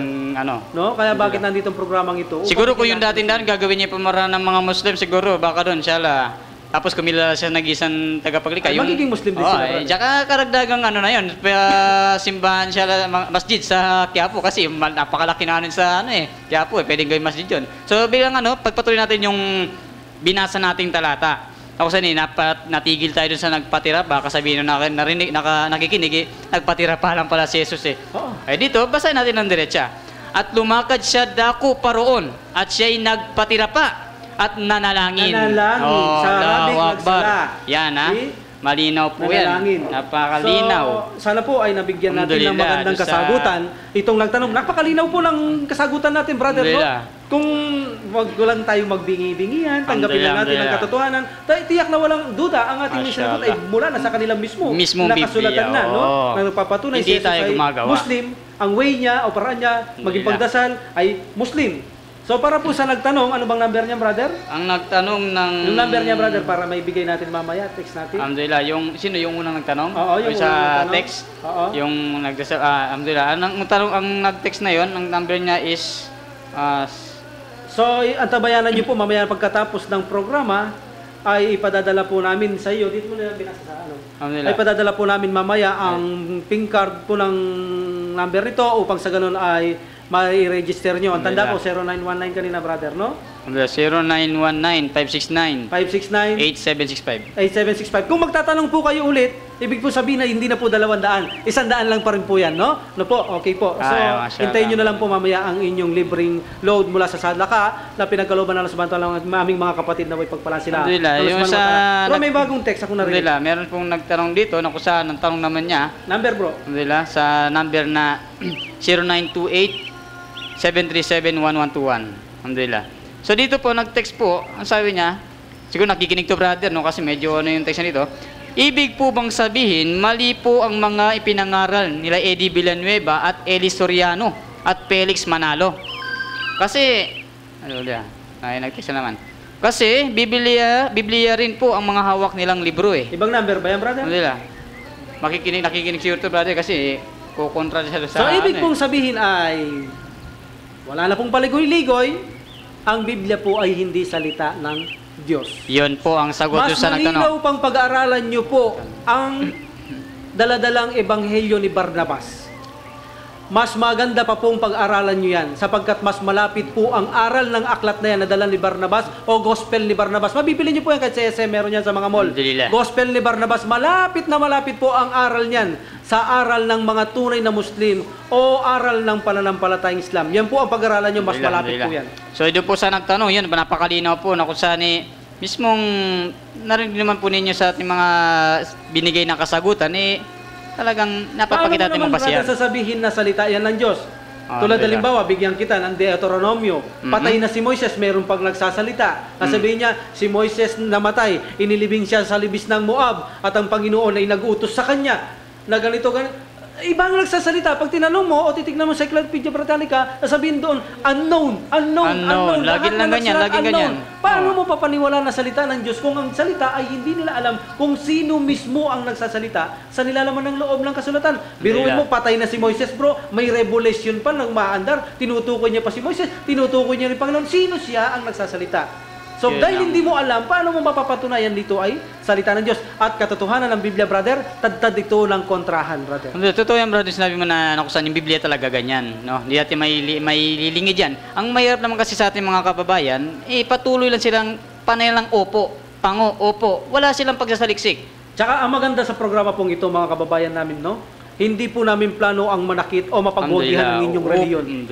Kami po ay nalulungkot ng tunay dahil naraman namin katotohanan, lalo na sa mga pamilya po namin. Ayaw po namin, insyaAllah, na mapahamak kayo. Ang layunin po ng programang ito ay solusyonan po ang lahat ng mga pagkakamali na nakikita natin nagaganap sa ating mundo, upang sa ganun ng tao ay magkaroon ng pagkakataon na mamuhay na mapayapa at ligtas sa mundong ito at lalo po sa kabilang buhay. Ito po ang aming layunin, na maakay kayo na sambahin ninyo ang tunay na karapat-dapat sambahin ng Allah upang sa ganun ay magkaroon tayo ng kaligtasan na tunay sa kabilang buhay po. Ito po ang aming layunin. Wala kaming layunin na saktan kayo. Kundi ginagamit po namin ang mga reference na ito upang magamit namin, naganap ninyong maunawahan ang inyong mga tinatanong, kaya nagagamit namin ang inyong sariling aklat. At kung minsan ay hindi kayo kumbinsido sa aming aklat, naghahanap kayo sa Biblia, lalo po namin itong ginagamit para lamang maging malinaw sa inyo po. Balik sa inyo, brother. Alhamdulillah. So dito, doon sa nagtanong, inshallah, itetext na lang po namin sa inyo yung mga kapalit. So ibang number yan, brother. Bali dalawa na sila. Ngayon, iwan na natin yung mga nagtanong, inshallah, total, naisagutan natin yung mga katanungan nila. Parang may nang pang pumasok ako narinig, bro. Ano siya, double siya ano niya ba? Double siya, sa kanya rin. So, alhamdulillah. So, dumako na po tayo sa mga katanungan na kung saan naiwan natin ng mga nakaraang pangpaka-programa. Kung saan ito yung mga tanong na nalikom natin. Alhamdulillah. So, meron po tayong bro, text. titignan mo yung number niya, baka parehas yun, bro. Ang text, ito, brother, alhamdulillah. Ito yung nag-text na to, doon sa kanina pa rin. Kanina pa rin. Nagtanong lang siya, brother. Sandaan pa rin yung reward natin. So, ito, tanong po niya, alhamdulillah. Bakit po kayo umiikot sa itim na bato? Sinasamba niyo po yung itim na bato? Alhamdulillah, brother. So, alhamdulillah, sabi nga ni Umar bin Al-Khattab, radhiyallahu kung hindi lang ginawa ito ng Propeta Muhammad sallallahu alaihi wasallam, hindi ko rin gagawin ito. Ngunit, dahil ginawa ito ng Prophet sallallahu alaihi wasallam, ito'y pamamaraan, kaya ako ginawa ito. So, ang ano dito, brother, ito yung greetings natin sa pagtawap sa Kaaba. Ito'y katumbas ng pagsasala sa ating masjid na Tahiyatul Masjid. Ngunit dito sa Kaaba na ito, pag-ikot natin dito ng 7 beses, no? Maaari sa una, ang sunna ay mabagal, pang-4, 5, 6 ay mabilis, maaari kayong magsalita dito ng mga Alhamdulillah. mabubuting salita, hindi tulad ng sala, hindi kayo maaari magsalita maliban sa tatlo, subhanallah, o kaya yung sabihin mo Allahu Akbar o pagtutuwid ng surah sa imam. Alhamdulillah. Maliban doon na hindi ka maaari magsalita. Ngunit dito, maaari kayong magsalita basta't mabubuti. So ang pag-ikot natin dito, brother, ay hindi ito nangangahulugang pagsamba. Ito'y Alhamdulillah. pagbati sa lugar na kung saan isang banal na tahanan na itinayo na mula pa sa mga anghel, pagkatapos kay Noah, kay Ibrahim, kay Prophet sallallahu alaihi wasallam, 5 beses ito na itayo. So, ibig sabihin, oo. yung anghel na yan, yan yung nagbaba ng bato na yan, anghel. Unang yan, bago Alhamdulillah. dumating sa panahon nila, lumubog, no? Bago itinuro yan kay Noah, kay Ibrahim. So, ibig sabihin, brother, ito ay itinayo bilang tahanan ng Allah na unang gawaing bahay sa Quran, matatagpuan mo yan, Alhamdulillah. na unang sambahan Sambahan niya ang na. pagsamba sa Allah subhanahu wa ta'ala ay Alhamdulillah. sa bato na yan na itinayo ng mga propeta at mga malaika. So, ibig sabihin, ang pag-ikot natin dyan ay pag-greetings natin kapag dumarating tayo ito, ay pagbati. Ito sa tahanan na mahal o kauna-unang tahanan ng Sambahan, Allah alhamdulillah. subhanahu wa ta'ala, ito'y pagbati ang pag-ikot. Bilang itong pagsamba, kung ito mali pagsamba, ito'y para pa rin sa Allah subhanahu wa ta'ala, hindi sa itim na bato, brother. Allahu Akbar, alhamdulillah, napakalinaw ang sagot. So, ibig sabihin, doon sa tanong niya, no, kung bakit ba mga Muslim may sumasamba sa yung tanong niya kung sa itim na bato. Ako po magtatanong, meron po bang naisaad sa Biblia na sumamba sa bato at tao? Oo, meron dyan, brother. Ako Palagi ko, magtatanong. meron dyan. Kasi nababasa ko sa Lumang Testamento yan. Meron yan. Tinayo din yan ng isang propeta na Allahu Akbar. No? Masyaallah. So, doon sa nag-text ng na kung saan patungkol sa itim na bato, yun po kasagutan ng ating kapatid na si Hindi Brad natin Saleh. sinasamba, Alhamdulillah. hindi na mga, Oo. hindi natin sinasamba, brother, no? So, Bagkus malinaw. ito isang uri ng gawaing pagsamba lang ginawa ng Prophet sallallahu alaihi wasallam Sallallahu para alaihi wasallam. lamang sa Allah subhanahu wa ta'ala ang pagbati natin ito sa kanyang kauna-unahang tahanan na ipinatayo na mahal na mahal ng Allah subhanahu wa ta'ala. Alhamdulillah, syala, napakalinaw ng kasagutan. Ito malinaw po, hindi po yun ang sinasamba, ha? Hindi po yun. Oo, yun ang patayo nun. Oo, bag sabihin, lang po yun, bagas please lang po yun, na kauna-unahang sambahan na nilikha sa buong mundo. Tsaka dapat ang lahat ng tao, no? Alhamdulillah. Bagamat ayaw nila, pero ang Muslim sumusunod dahil pagsunod, pagsuko, ginagampanan nito ng mga kamusliman na may kakayahan sa buhay, Alhamdulillah, matino ang pag-isip. So, may condition pa pala siya, no? So, may May mga kondisyon, di ka condition siya. pinipilit na Allah subhanahu wa ta'ala, isa man mawala doon. Diyan nakikita yung pagiging makatarungan tagapagtanggol. Pero diyan mo magagampanan, brother, ang ginawa ng lahat ng mga propeta. Alhamdulillah, masyaallah. Diyan mo makikita, no? Diyan mo makikita ang ginawa ng lahat ng mga propeta. So, Allahu dapat magampanan Akbar. talaga natin yan kung may kakayahan tayo. Alhamdulillah, No? alhamdulillah. Para magawa naman natin ang ginawa ng lahat O, ng yun mga po, malinaw sa mga may pera, dapat gampanan po niyan. Huwag kayong magpakatago-tago ng obligado mga sa kanila yan, brother. Oo, Sa mga may pera, malakas ang katawan, matino Alhamdulillah. ang pag-isip. So, alhamdulillah, doa ko tayo sa tanong. Nakusan, yung ang nasabi ko din, ito ay isa sa mga katanungan nung nagdaang paksa natin na naipon. Hindi natin nasasagot dahil sa kakulangan ng oras. So, alhamdulillah. Itong katanungan to, brother, ay nagtanong isang Muslim. Sabi niya, Assalamualaikum. Tanong ko lang po, ano po kadahilanan bakit tayong mga Muslim ay 5 po ang ating sala? O nga, brother, bakit nga naman 5? Kung tinutukoy niya, brother, kung bakit marami ang sala. Ano ba yun? Nagsalam ba siya, brother? Salam, brother. Waalaikumsalam, rahmatullahi. Alhamdulillah.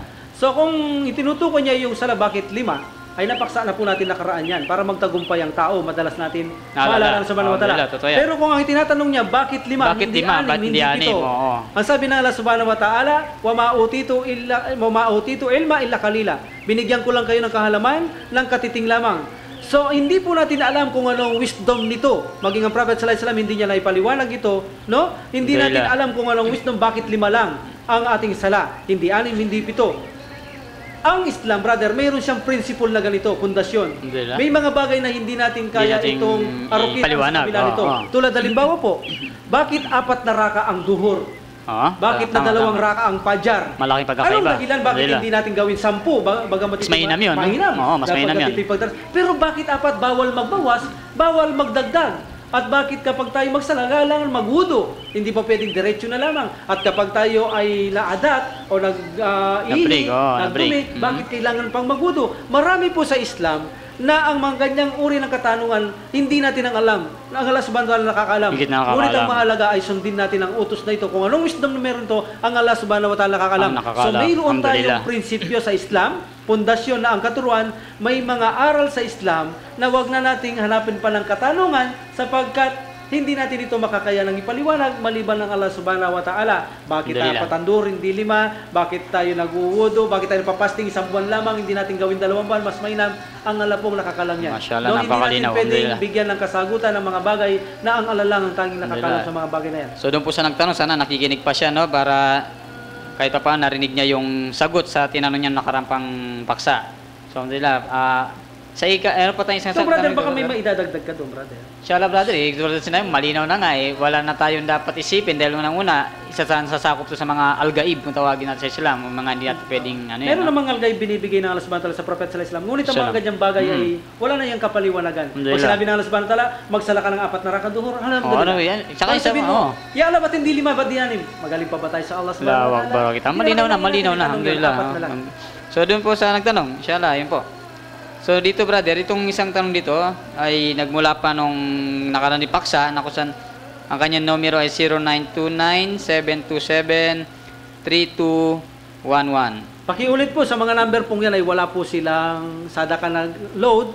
Yung lang po nagte-text habang po tayo ay nasa kasalukuyang programa po. Alhamdulillah. Ang nagtanong dito brother, isang Muslim. Inshallah, itong topic na itong tanong niya is paborito mong paksa, inshallah. Oh, palagi ko basic yan. Inshallah, no? Salam, ang kamay po ba at pulso ay hindi obligado linisin? O ito, no? Assalamualaikum, no? Sabi niya. Kasi marami na po akong napagtanungan na ang kamay hanggang pulso ay hindi obligado na linisin sa pagsasagawa ng wudu. Tama po ba ito?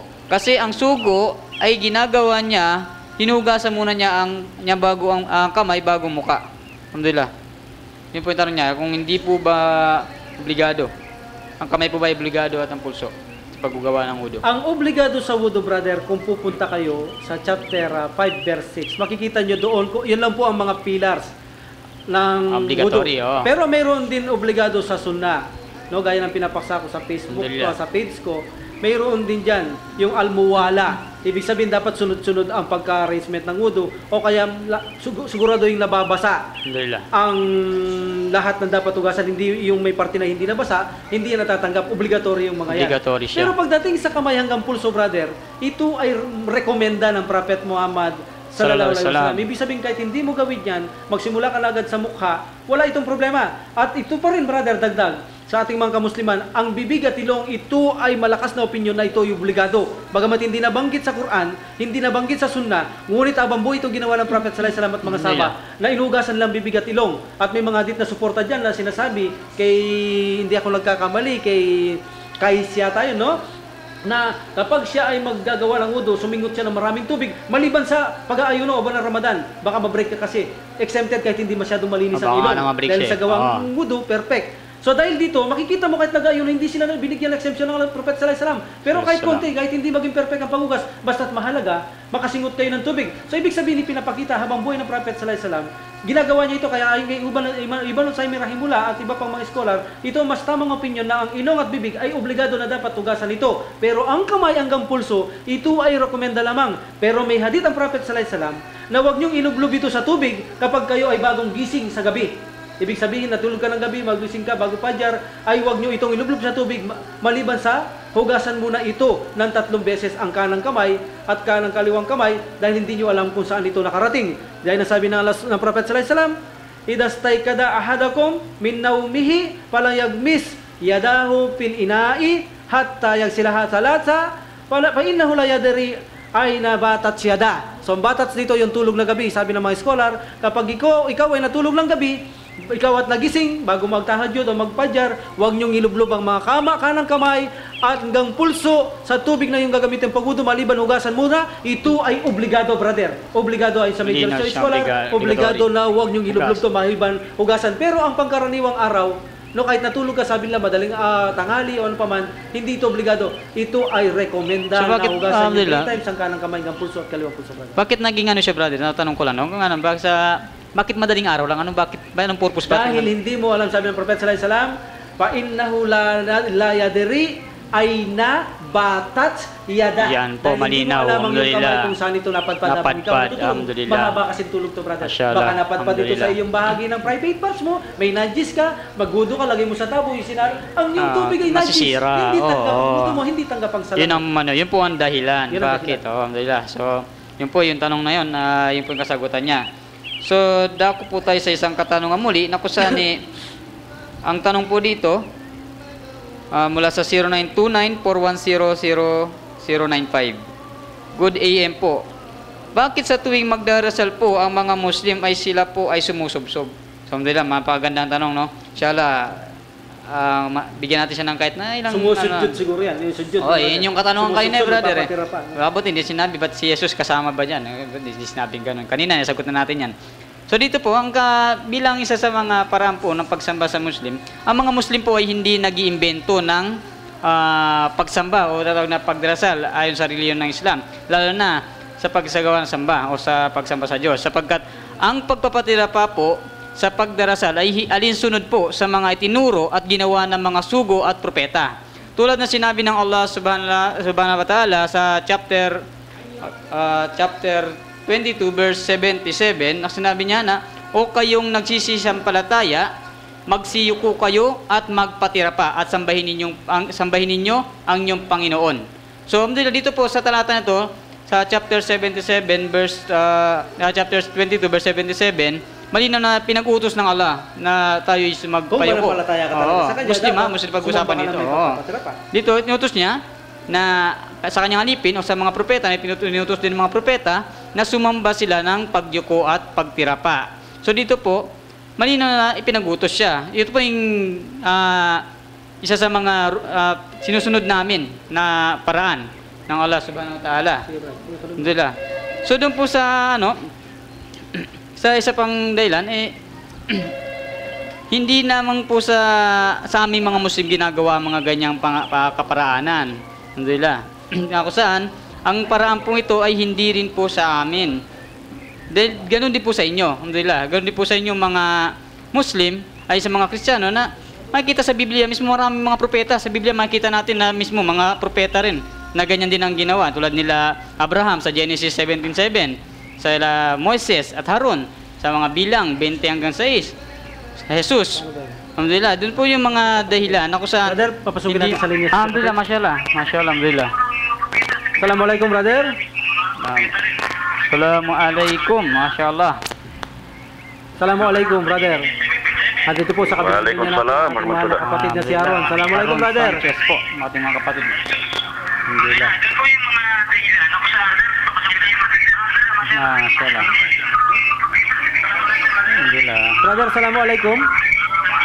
Waalaikumsalam warahmatullahi wabarakatuh. Baka may maidadagdag ka na- Alhamdulillah, alhamdulillah. Mashallah. Doon sa tanong brother. Bakit daw ang mga Muslim, brother, ito po, nasa kabilang linya natin ang mahal nating kapatid na si Aaron po, no? Bakit daw ang mga Muslim, Yaki, ay nagpapatira pa pag nagdarasal daw po? Alhamdulillah. Alhamdulillah. Una muna, bismillah. Bismillah, wassalatu wassalamu ala rasulillah al-karim wa ala alihi ashabi ajma'in. Amma ba'd. At ng pagpupuri at pagbati ay yuko lamang kay Allah subhanahu wa ta'ala na siyang Panginoon ng lahat ng nilikha. Naway ang kanyang kabag at pagpapala ay mapakipapretang Muhammad sallallahu alaihi wasallam sa kanyang pamilya at kasamahan at sa mga taong tumatahak sa tuwid landas hanggang sa dumating ang muling pagtutos.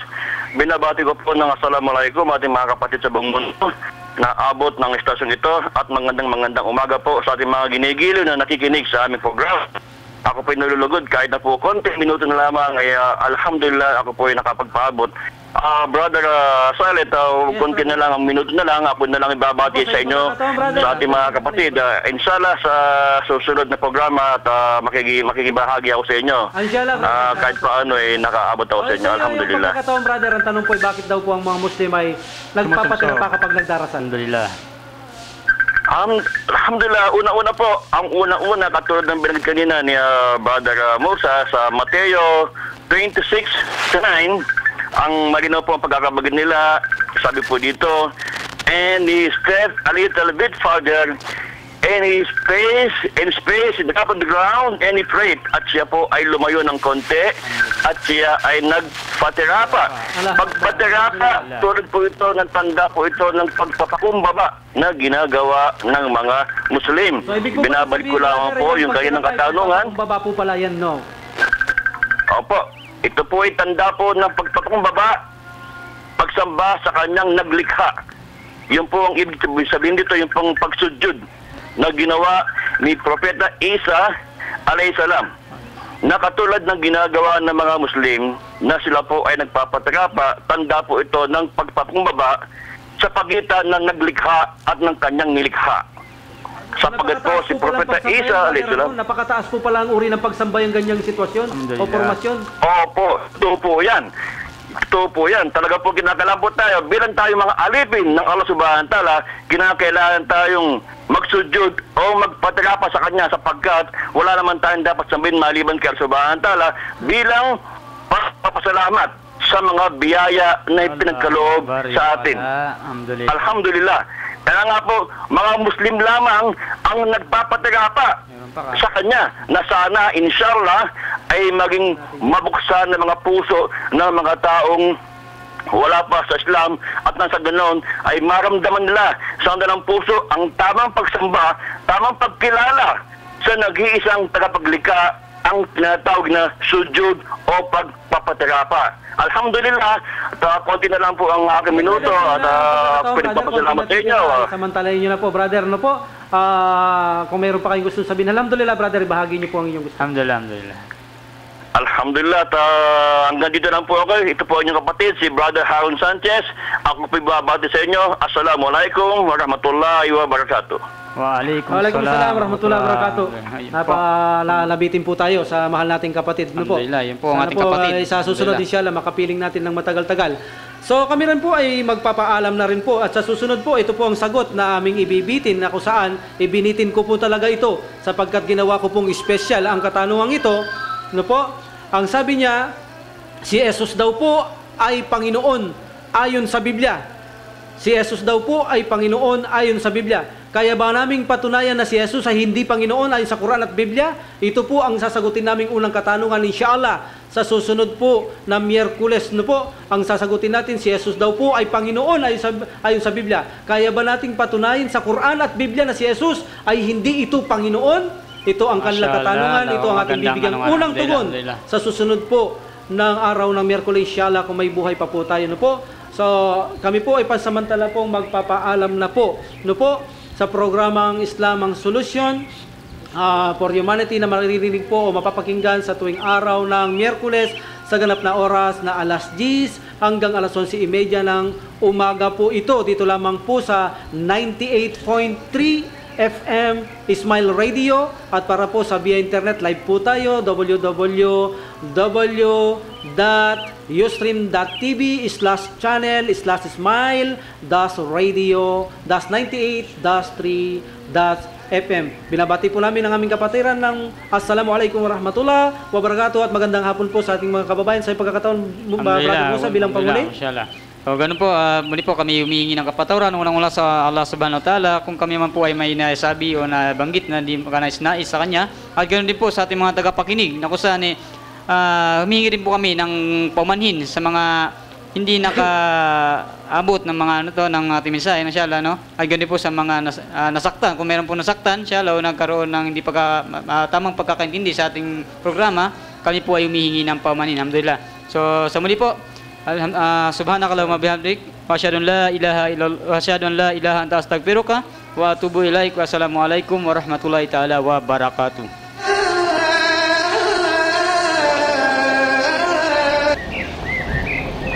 Alhamdulillah Rabbil Alamin wa salatu wa salam ala Rasulillah. Kami po ay nagaanyaya na makinig at subaybayan po ang aming programa na pinamagatan namin Islam is Solution for Humanity. Ito po ay mapapakinggan natin sa araw ng Miyerkules sa ganap na oras na alas 10 hanggang alas 11 po ng umaga. Dito lamang po sa Bataan Station 98.3 FM Ismail Radio. Ito po ang inyong lingkod na tagapagsalita, Imam Saleh Biray, kasama po ang mga kapatiran sa likuran ng programang ito. Muli po ay inaanyayahan po namin kayo sa isang programa na kung saan ang siya po magbibigay ng lahat ng kasagutan sa lahat na samot-saring suliranin o problema ng tao hinggil sa kanyang pananampalataya na kasagutang katotohanan at walang kasinungalingan. Tayo po ay magkita-kita at magkatagpo-tagpo sa programang ito sa araw ng Miyerkules alas 10 hanggang alas 11 po ng umaga insyaAllah. Wassalatu wassalam walhamdulillah Rabbil Alamin.